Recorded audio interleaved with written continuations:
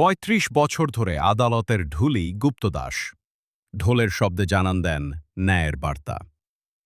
ঢোলের শব্দে শুরু হয় আদালতের আদেশ বাস্তবায়নের আনুষ্ঠানিকতা। আর সেই ঢোলের পেছনে থাকা মানুষটি হলেন গুপ্তদাসবাবু। বয়স ৬৬ বছর। জীবনের ৩৫টি বছর তিনি কাটিয়ে দিয়েছেন পঞ্চগড় সিভিল কোর্টের ঢুলি হিসেবে। আদালতের নির্দেশে যখন কোনো জমির দখল বুঝিয়ে দেওয়া হয়, তখন সবার আগে শোনা যায় তার ঢোলের শব্দ।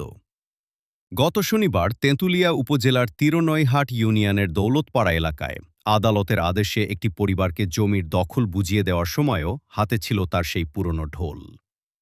দীর্ঘ ৩৫ বছরের দায়িত্ব পালনে গুপ্তদাসবাবু আদালতের নির্দেশে ১০,০০০-এর বেশি জমি দখল বুঝিয়ে দেওয়ার কাজে ঢোল বাজিয়েছেন।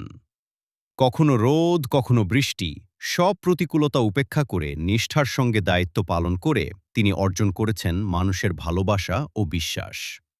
তবে জীবনের শেষ প্রান্তে এসে তার মনে রয়ে গেছে একটি আক্ষেপ। দীর্ঘদিন কাজ করেও তিনি এখনও মাস্টার রোলে কর্মরত।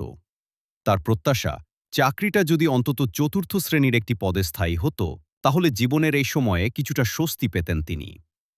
গুপ্তদাসবাবুর ঢোলের শব্দ শুধু আদালতের আদেশের ঘোষণা নয়, এটি তার ৩৫ বছরের শ্রম, নিষ্ঠা ও অবহেলিত এক কর্মজীবনের নীরব সাক্ষী। ন্যায়ের পথে আদালতের আদেশ পৌঁছে দিতে প্রতিদিন যে মানুষটি ঢোল বাজান, তার নিজের জীবনের ন্যায্য স্বীকৃতির অপেক্ষা যেন এখনও শেষ হয়নি।